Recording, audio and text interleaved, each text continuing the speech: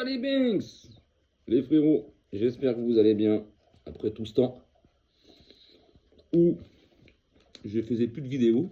Bon, après forcément, il y a eu la Coupe du Monde et après, à partir du 19 juillet, la finale, c'était fini. À part les matchs de préparation, etc., etc. Après, t'as les vacances, tu profites, tu pars ou tu pars pas. En tout cas, j'espère que vous allez bien. On reprend les bonnes vieilles habitudes, les gars. Ça y est, les saisons elles ont reprise. Du moins, les championnats ont repris. Liga, Ligue 1, Première Ligue. La Serie A, je crois que la Serie A a repris aussi. Bon, en tout cas, voilà. Donc, petite vidéo pour revenir, les gars, sur le match d'hier. Bon, je ne l'ai pas vu. J'étais au camping. Je n'ai pas vu le match. J'ai vu un résumé. Déjà, avant toute chose, j'espère que vous aurez passé un bon été, que vos proches se portent bien, que vous allez bien, que tout se passe bien dans vos vies. Et on va déjà entamer sur le côté Beansport, les frères. La Liga n'est plus sur Beansport, frère. Ça y est, elle est sur DAZN ou Disney+. Quand tu es un habitué, il y a des gens qui ne peuvent pas comprendre. Ceux qui peuvent comprendre, ils vont me comprendre. Ceux qui savent, ils vont me comprendre. On n'aura plus la team Dada, les frères. Ce fameux duo Omar da Silva, Omar da Fonseca, Benjamin da Silva. Donc ce qui est bien, c'est que Omar est allé sur Disney+, mais le problème qu'il y a, c'est qu'il commente les matchs avec Julien Brun, qui vient aussi de Beansport. Alors Julien Brun, je l'aime bien, mais c'est pas le même enthousiasme ou la même énergie ou les mêmes punchlines que Benji pouvait envoyer. Et ça va me manquer en fait. Et hier, vous voyez, quand j'ai... Quoi? Parce que je suis rentré tout à l'heure à la maison, j'ai regardé le résumé sur Disney+, du match du Barça. Il va y avoir un laps de temps d'habitude. En tout cas, hier, première journée, pour le Barça, c'est la deuxième journée. Parce qu'en fait, en gros, le Barça, vu qu'ils avaient beaucoup de joueurs à la Coupe du Monde et en finale de Coupe du Monde, ils ont commencé un peu après. Logique. Donc du coup, on a commencé directement par la deuxième journée, en fait, les gars. Je ne sais pas si vous suivez. De base, notre match d'ouverture, c'était à la maison, au Camp Nou, contre Bilbao. Mais le fait que beaucoup de nos joueurs étaient en finale ou en demi-finale de Coupe du Monde, dans les règles, il y a des jours de carence. Donc, on a commencé par la deuxième journée. Donc là, en fait, le week-end prochain, quand on va jouer contre Bilbao, ça sera en fait le match de la première journée. Mais bon, en soi, on s'en bat les couilles. Donc hier, première journée pour le Barça, premier match. Ça s'est joué samedi soir, il y a eu le Real déjà. Alors le Real, ça recrute 80 000 joueurs. Tous les étés, on les force à reconstruire un collectif. Tous les 4 mois, on leur fait virer un coach. Parce que c'est nos petits, il faut dire ce qui est. Ils ont recruté une équipe entière, 80 millions de joueurs, pour galérer contre l'Espagnol Barcelone. Oui, les gars, vous avez galéré. Victoire 2-1 sur un but de Espi ou je sais pas quoi. Bref, je m'en fiche de leurs joueurs. Mais bon, ce but de la victoire, ils l'ont marqué à la 91e, les gars. Et dans ce match-là, il y a encore eu des polémiques. Vinicius qui simule. Vinicius qui aurait dû prendre un deuxième jaune pour simulation. Mais c'est le Real de Madrid, les gars. C'est le Real de Madrid. Dès le premier match, tu vois comment ils sont protégés et arbitrés. Déjà, dans leur match de préparation, on l'a vu. À un moment donné, je ne sais plus c'est contre quelle équipe, il y a une main flagrante. L'arbitre, il n'a pas bronché, pas de pénalty. Ben bon, on le sait, mais ça recrute tellement de joueurs pour faire ça, pour galérer contre l'Espagnol. Pour mettre le but de la victoire à la 91e. Alors ça m'a déçu parce que je me dis, l'Espagnol, ils auraient pu aller chercher ce match nul. Ils auraient largement pu. Malheureusement, bon, le Real a poussé, le Real a marqué. Mais dans ce match-là, Vinicius aurait dû prendre un deuxième jaune. Équivaut à un carton rouge. Et non, parce que le Real est arbitré d'une manière tellement mignonne en Ligue 1, les gars, qu'on est habitué. Mais bon, concrètement, je ne vais pas changer mon fusil d'épaule. Cette équipe-là du Real de Madrid ne me fait pas peur. Elle fait peur à personne. Elle n'est pas impressionnante. Ils vont se faire tabasser par le Barça toute l'année. Et pour moi, il y a une troisième saison de manche qui va arriver. L'erreur qu'ils ont fait, c'est qu'ils ont ramené Mourinho. Mourinho qui, pour moi, est un coach totalement finito. Ah, on peut me dire, Parce que là, les pros portugais, les pros Mourinho, même madridistes du clan Mourinho vont venir, ça va pas. Il est finito, les mecs, depuis 2000. Allez, le grand Mourinho, 2004, 2003, avec Porto. Quand en 2003, il prend la Coupe de l'UEFA. Quand en 2004, il prend la Ligue des Champions. Et après, il va être Chelsea 2005, 6 et 7. Bref, un bon Mourinho, c'est 2003, 2013. Et encore, même son premier passage au Real de Madrid, 2010 et 2013, donc 3 ans, ça s'est mal fini, les mecs. Il prend une Liga, une Coupe du Roi, c'est tout. Voilà, faut se calmer. Il prend une Liga, une Coupe du Roi. D'accord? C'est pas le patron que les gens veulent nous faire croire. Comment il est parti la première fois du Real? Il avait créé des clans. Avec Cristiano Ronaldo, ça n'allait plus. Avec Sergio Ramos, il y a eu des embrouilles. Il avait critiqué aussi Iker Casillas, légende du Real de Madrid. Donc enfin bref, et depuis, il se fait virer de partout. Il s'est fait virer de Manchester United. Il s'est fait virer de Chelsea, de Tottenham. Pour se faire virer de Tottenham, il faut y aller. Il s'est fait virer de la Roma, du Fener ou de Galatasaray, je sais même plus les gars. Mais bref, il est finito. Il est finito. Et en fait, pourquoi le Real est parti sur lui? Parce qu'il n'y a plus personne qui va les coacher là-bas, les mecs. Quand ils voient le bordel dans ce club de merde, excusez-moi du mot, je sais, je dois être impartial quand je fais des vidéos, mais avec ce club-là, j'y n'y arrive pas en fait. J'y arrive pas et il le mérite. Quand tu vois le bordel qu'il y a dans ce club, quel coach assez lucide et dans un moment de sa carrière de coach où c'est très important, on va les coacher là-bas. Jürgen Klopp, ils ont fait appel à lui, ils ont voulu, il les a bâchés. Eux, de leur côté, ils ont dit oui, mais il a un sponsoring avec Red Bull, il ne peut pas. Eh les gars, s'il aurait voulu, Klopp, il aurait dit oui, il serait venu. C'est qui c'est le bordel qu'il y a là-bas? T'as recruté, excusez-moi, t'as recruté Xabi Alonso, tu l'as même pas laissé bosser, les gars. 5 mois après, ils l'ont viré. Un peu en grande partie grâce à nous aussi, à cause de nous, parce qu'on les tabasse tellement que voilà. Mais quel message t'envoie aux autres coachs? En gros, au bout de 6 mois, il te fait des résultats. Regardez-nous, Flink, ça fait 3 ans qu'il est là. Ça paye. Faut laisser travailler, les mecs. Sans laisser travailler, tu ne peux pas avoir de résultats. Et là, vous allez voir avec Mourinho, ça va être ça. Ils vont gagner des matchs, mais vous allez voir. Moi, j'ai dit quoi? Quand ils ont recruté Mourinho, j'ai poussé un gros éclat de rire. Il n'y a rien de mieux de Mourinho pour faire éclater leur vestiaire. Il y a trop d'ego dans ce club-là. Bellingham et Mbappé ne peuvent pas se voir. On le sait, on l'a vu même à la Coupe du Monde. Bellingham et Mbappé ne peuvent pas se saquer. Pourquoi? Parce que déjà Mbappé est arrivé au club en étant payé de tout le monde, alors qu'il n'a rien rapporté, il n'a rien fait. Depuis qu'il est là, c'est 2 saisons blanches. Et le fait d'avoir un neuf comme Mbappé, Bellingham, si vous vous souvenez bien, lors de sa première saison au Real de Madrid, c'est lui qui jouait souvent en tant que faux neuf. Là, le fait que Mbappé soit là, Bellingham, en fait, il a reculé sur le terrain. Donc, au lieu d'être dans la dernière partie adverse, il est dans la première. Et ça ne lui plaît pas. Le salaire aussi. Et Mbappé, c'est Mbappé, quoi. Et ça, Vinicius et Mbappé ne s'entendent pas sur le terrain. Ils ne sont pas compatibles. Güler et Bellingham en même temps, ce n'est pas compatible. Ils n'ont pas de milieu de terrain. Il n'y a pas de milieu de terrain au Real de Madrid. Quand tu vois le milieu de terrain du Barça, ou d'autres clubs, moi je cite le bien, ça pue le foot. Au Real, t'as que dalle. T'as pas de constructeur, t'as pas d'architecte, t'as pas de relayeur, t'as rien. Ne me parlez pas de Güler qui fait 2 bons matchs au mois d'août et puis après il pue la merde. Güler, lui, il y a 3 ans ou 2 ans, il s'est trompé. Il aurait dû signer au Barça. Le Real a allongé plus de chiffres. Maintenant, on va t'emmerder là-bas. Je bidrate.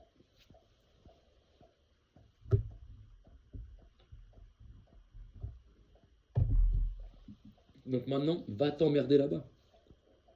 Le Real, moi je vous l'ai dit, je l'assume, ils sont partis pour une 3e saison blanche. Mais complètement. Et il n'y a rien qui va. Et Mourinho, donc j'en reviens à lui, rien de mieux pour faire éclater Leur vestiaire, ça va s'embrouiller, les mecs. Ça va s'embrouiller, comme l'année dernière, quand les Tchouaméni et Valverde se sont mis des carreaux, des gifles et tout ça dans le parking. Cette année, ça va être pareil. Comme on dit, jamais 203. Et de toute façon, tu le sens. Au Real, tu sens que il n'y a rien qui va. C'est pas bon. Même leur match avant-hier contre l'Espagnol, oh là là, quelle bouse. Et moi, je suis supporter du Real. Je pète un câble. Je pète un câble. Je pète un câble. Parce que tout l'été, on a été là. Oh, le recrutement du Real. Oh, nanana. Mais ils puent la merde, leur recrutement, les mecs. En fait, ils ont juste pris les cibles que le Barça avait. Faut s'en rendre compte. Ils ont tellement un complexe d'infériorité en face du Barça qu'ils sont partis choper nos cibles. Et ils ont cru que ça allait nous embêter. Les gars, la recrue la plus importante pour vous, c'était un milieu de terrain. À la Xavi, à la Busquets, à la Modric, à la Kroos. Milieu de terrain qui te stabilise tout, qui construit, qui quadrille et qui fait jouer. Rodri.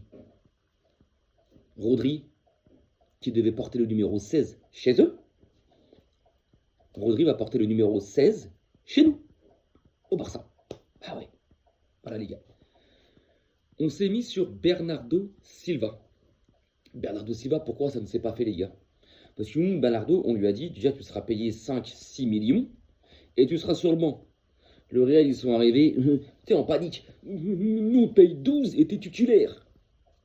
Que nous, non, Bernardo, c'était 5 millions et t'es sur le banc. On n'a pas besoin de toi titulaire. Tu vas pas nous apporter. Titulaire, tu vas rien apporter de plus que ça. On a ce qu'il faut. Donc pourquoi toi te mettre titulaire? Tu vas être sur le banc et tu seras payé 5 millions par an. Le Real en panique, en faux folle, en talon aiguille. Tiens, on te surpaye 12 millions et t'es titulaire. Le mec il signe, ce qui est logique. Donc déjà, on vous met déjà sur le trottoir, premièrement. Ils ont recruté Konaté, les frères. Non mais, qui est rassuré par Konaté, les mecs? Quand tu vois la dernière saison qu'il a fait avec Liverpool, affreux. Les matchs qu'il a fait avec l'équipe de France, d'abord, il a perdu sa patte titulaire, affreux. Le premier match qu'il a fait avec le Real, ou pendant les matchs de pré-saison, affreux. Il est nul. Il est nul. Il n'est pas rassurant, il est nul. Quand il va rencontrer des mecs comme Yamal, Adeyemi, Gordon, qui sont vifs, rapides, Rafinha et tout, il va perdre l'équilibre, il est nul. Il est nul. Ils ont recruté qui encore? Diomandé, les gars. Diomandé. Le mec qui a à la fois 19 ans et 48 ans. Diomandé, 140 millions d'euros. 140 millions d'euros. Leipzig, ils ont joué avec vos couilles. Ils vous ont sodomisé. Ils vous ont pas respecté. À quel moment tu mets 140 millions d'euros sur Diomandé? Il est mid, le mec. Il est mid. Arrêtez de me... on connaît le football. On regarde les matchs. On a la télé. Il est moyen. Il est moyen, Diomandé. C'est un mec qui, de temps en temps, va te faire des différences. Il va te faire machin. Mais encore une fois, vous ne savez pas recruter. Vous avez besoin de profils et vous allez chercher d'autres profils. Diomandé, ça va être un flop. Ça va être un flop. Et 70-75% des gens le disent. Même des gens de leur communauté. Ceux qui n'arrivent pas à le dire, c'est ceux qui se voilent la face. Tu vois. C'est ceux encore à l'heure d'aujourd'hui qui arrivent à rentrer dans les débats CR7 Messi et à te dire que CR7 il est meilleur. T'as vu, tu les calcules même plus. Ils ont recruté, il y a eu qui? Coucouille, Rela. Coucouille, ouais, je l'appelle Coucouille. De base, c'est Coucourela, moi je l'appelle Coucouille, Rela. Pourquoi? Parce que le Barça était sur lui. Le Barça était sur lui. Sauf que nous, on est arrivé, on n'a pas surenchéri, on était sur lui, mais on va attendre. Parce qu'on a du monde à ce poste-là. Eux, ils sont arrivés, alors que l'année dernière, ils ont recruté Carreras, là.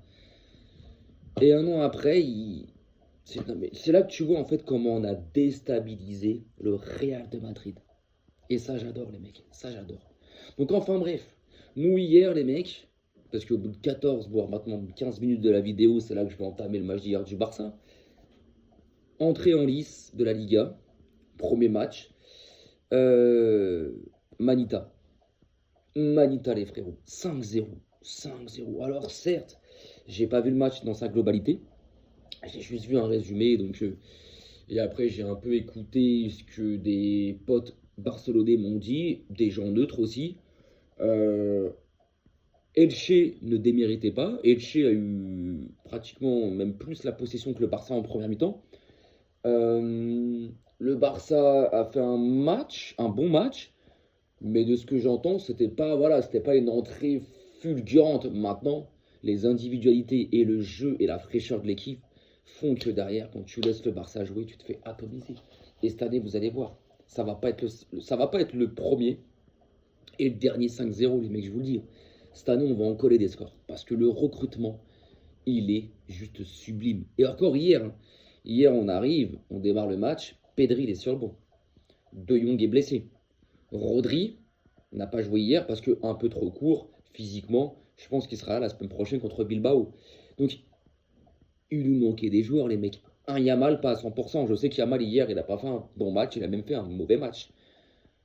Sans numéro 9.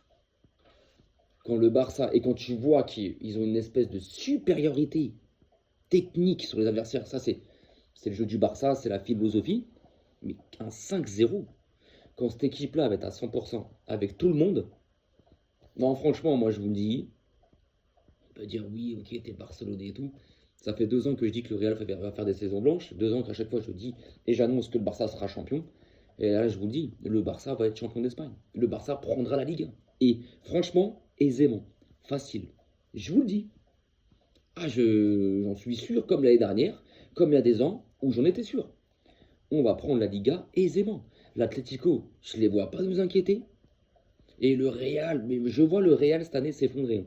Concrètement, je vois le Real. Et pour moi, je pense, si tu es supporter du Real et que tu m'écoutes, fais-moi confiance. Je pense que pour le Real, c'est ce qu'il leur faudrait.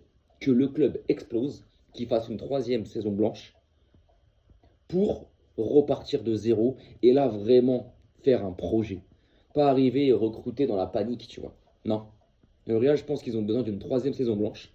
Et ça, à Madrid, c'est impensable. T'as pas le droit. T'es le Real de Madrid. C'est comme le Barça. Tu dis au Barça, 3 saisons blanches. Non, déjà, une. Hein, 2 d'affilée. Alors 3.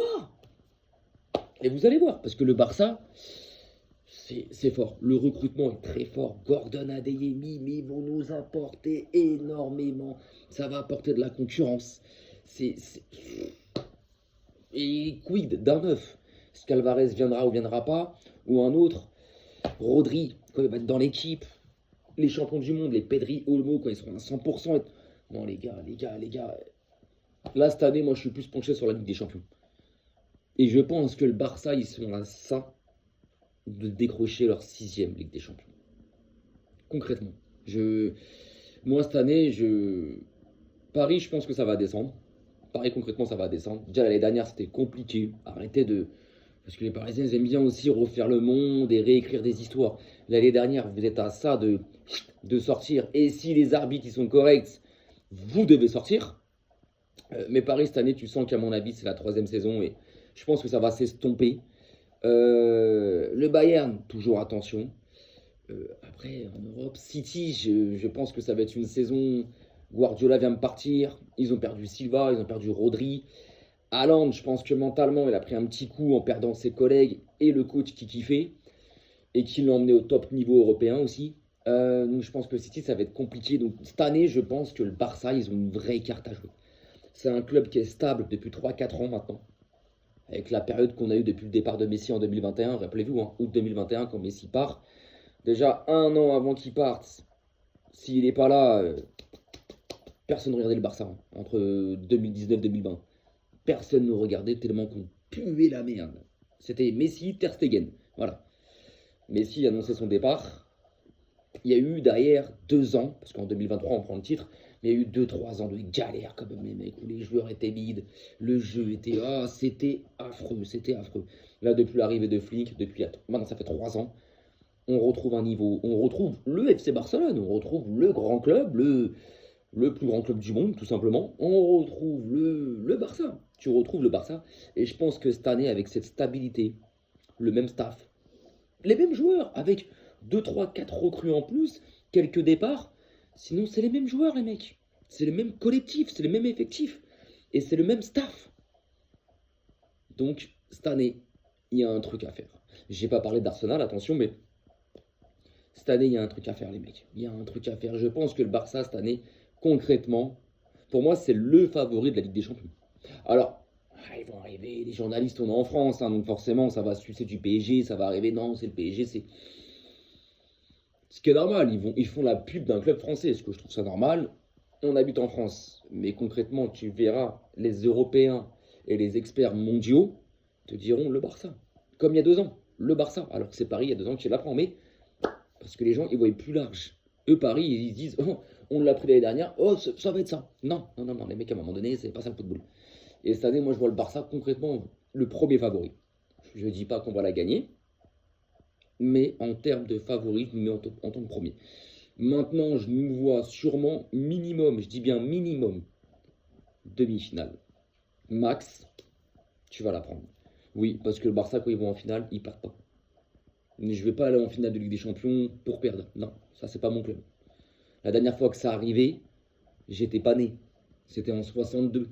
Finale Ligue des Champions, Benfica-Barça, où le Barça perd 4-3 ou 4-2. Mais bon, je te parle de ça, c'était en 1962. Mon daron, il avait 4 ans. Donc tu vois ce que je veux dire, c'est un autre temps, c'est une autre époque. Mais le Barça, de base, quand ça va en finale, bon, il y a eu 94 contre le Milan AC, où tu prends 4-0. 4-0, mais c'était la fin de la top team du Barça. Et c'était l'ère du grand Milan AC, tu vois. Et généralement, le Barça, quand ça va en finale, ça gagne. Donc cette année, je vois minimum demi-finale. Demi-finale. Et, au mieux, il y a la soulevée. Il y a un groupe, il y a un effectif, il y a un staff, il y a un coach, ça travaille ensemble depuis 3 ans. Tu sens que c'est soudé. Ce qu'ils ont rajouté là, les petites recrues, c'est homogène, c'est ce qu'il faut. Donc moi concrètement, un Barça à 100%, attention, hein, je vois pas qui peut les stopper. Et encore, comme je le dis, avec les recrues qu'ils ont fait. Quand ils vont mettre Rodri dans le milieu de terrain, vous savez quand vous êtes là, vous faites cuire des marmites plein d'huile, que c'est là que ça chauffe, ça saute, et dès que tu rajoutes, excusez-moi, des frites, boum, ça met une flamme. Quand ils vont juste rajouter Rodri, ça va faire ça. Et alors, si par-dessus, tu rajoutes un Julián Alvarez, après, là, c'est le bâtiment qui saute. Donc, déjà, juste en ajoutant Rodri, je parle pas de Gordon et Adeyemi, les mecs, hein. Juste Rodri. Hein. Pour moi, c'est l'effectif le plus complet, le plus homogène, le plus équilibré. Défensivement, on peut revoir, mais il y a un truc à faire. Il y a un truc à faire. Koubalsi, je suis désolé, à l'heure actuelle, c'est le meilleur défenseur central du monde. Arrêtez, regardez la Coupe du Monde qu'il vient de faire. Meilleur jeune joueur de la Coupe du Monde. Meilleur défenseur de la Coupe du Monde. À 19 ans, 18 ans. Le mec qui joue comme un Maldini, qui pour moi, Maldini, ancien du Milan, qui pour moi, Maldini est le plus grand défenseur central de l'histoire. Il joue comme un Maldini à 28 ans, 27 ans. Donc ça vous prouve la maturité du jeune homme. Tu mets un Koubarsi, Eric Garcia ou Christensen, parce que Christensen, sans les blessures, c'est rassurant de ouf. Sur les côtés, on a fait revenir là officiellement et en mode achat réel Cancelo, Koundé, machin. Donc, il y a le petit Xavi Espar aussi, qui est le mec qui peut jouer milieu, il peut jouer latéraux, c'est exceptionnel. Donc, cette équipe-là, quand je fais le tour des top clubs européens favoris de la LDC, et concrètement, je vous dis, le Real, je les retire, hein, parce que je vous dis, le Real, ça va exploser. Donc, on va prendre Paris, Bayern, Arsenal. Il y a plus grand monde, en fait. Moi, je vois le Barça au-dessus. Je vois le Barça au-dessus. Maintenant, une saison, c'est longue. Une saison, c'est longue. Il peut y avoir des blessures. Il peut y avoir plusieurs blessures qui font que ton club, ça l'impacte.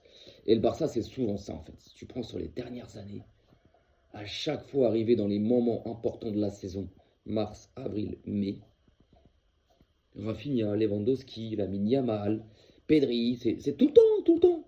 Donc j'espère que cette année, on va être épargné. Parce que l'année dernière, on n'a pas été épargné. Il y a 2 ans, ouais, c'était exceptionnel. Il n'y avait pratiquement pas eu de blessés. Là, la saison qui vient de passer, Rafinha qui avait été blessé 2 mois en début de saison, 2 mois, 1 mois après en milieu de saison, 2 mois en fin de saison, Lamine Yamal, Lewandowski, Pedri. On n'a jamais eu notre effectif à 100%. Et ça, c'est casse-couille. Et là, j'espère que cette année, on aura notre effectif à 100% et au complet. Et là, vous verrez. Moi, en Liga, je ne vois pas une équipe gêner le Barça. Le Barça, attention, il y a un moment donné dans la saison, il y aura une période de moins bien, ce qui est logique sur peut-être 2, 3 matchs.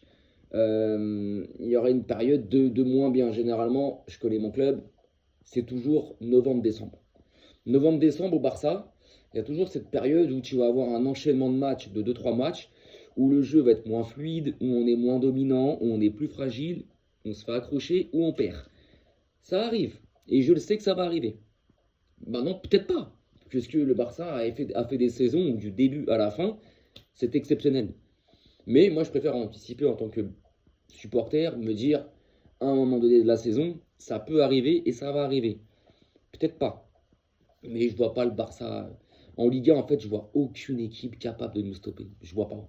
L'Atlético, je suis désolé, non, moi, ils me font pas peur. L'Atlético, leur objectif, c'est quoi? De faire des saisons blanches, de gagner aucun titre et de finir entre la troisième et quatrième place. Eux, ils m'inquiètent pas. Alors, quand tu vois, ce week-end, ils ont accroché 2-2 chez eux. Eux, ils m'inquiètent pas. Franchement, ils m'inquiètent pas du tout. Le Real, non, le Real, au mois d'octobre, on les joue. Premier classico, ils viennent au Camp Nou. Moi, le Real, franchement, ils font pas peur. Ils font pas peur. Il y a eu des époques où j'avais peur du Real de ma... Pas peur, mais où je me disais, putain, ça va être casse-couille. Parce qu'ils ont une vraie équipe, il y a une vraie cohérence. Il y a un vrai équilibre. Nous, on n'est pas trop machin. Ou même quand nous, on était en mode prime ou à 100%, tu disais, le Real, c'est, ah, attention, ça va jouer. Là, concrètement, le Real, ils me font pas peur, les mecs. Ils me font pas peur, ils me font pas trembler, ils m'inquiètent pas. Je trouve que c'est... Non, c'est moyen, c'est affreux. Donc en Liga, je vois aucune équipe stopper le Barça et les empêcher de prendre une troisième Liga de suite. Ouais, parce que ça serait une troisième de suite. Ça serait pas la première fois, les mecs. Hein. 2009, 2010, 2011. Après, je peux en citer d'autres, hein, mais bon. Je vais pas énumérer tout le palmarès et l'énorme palmarès du FC Barcelone. Mais voilà, en Liga, je vois personne gêner le Barça. Mais personne. Ah, il va y avoir des nuls. Peut-être 1, 2, 3, 4 défaites. Il n'y aura pas plus.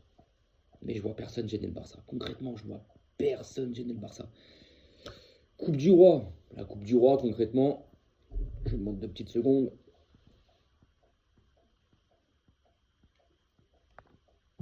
La Coupe du Roi, concrètement, j'en ai rien à foutre.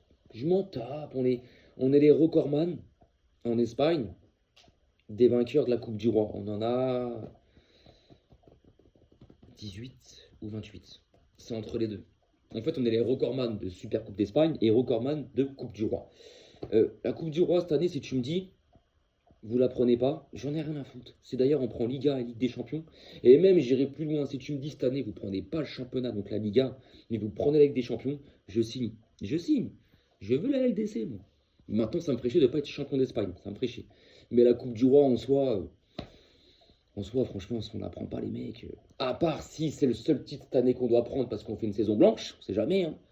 Ok, mais sinon, la Coupe du Roi, tu vois, voilà. Mais pareil, en Coupe du Roi, je vois pas d'équipe gêner le Barça. Oui, c'est une coupe, c'est pas pareil, c'est pas la même que la Liga. C'est pas la même motivation.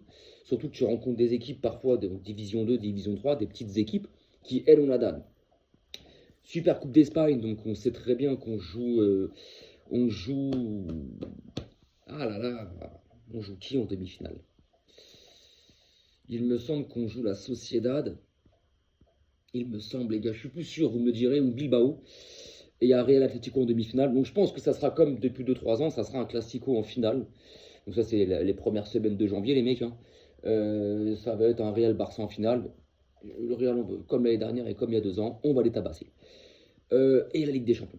La Ligue des Champions, ça, non, c'est bon. Moi, je la veux. Ces émotions-là de la LDC, de voir le Barça champion d'Europe, ça me manque. Dernière fois, c'était en 2015. C'est bon. C'est bon. J'ai connu 2006. J'ai connu 2009. J'ai connu 2011. J'ai connu 2015. 92. J'étais un peu trop petit, j'avais 4 ans. Là, c'est bon. Depuis 2015, les gars, à l'époque, nos attaquants, c'était Messi, Neymar, Suarez. Bon, la meilleure attaque et le meilleur trio de l'histoire. Mais C'est pour te dire comment ça remonte. Notre défense centrale, c'était Mascherano, Piqué, Dani Alves, Rakitic, Jordi Alba, des grands joueurs, mais qui maintenant, ils ont tous la quarantaine, 38, 39, 40.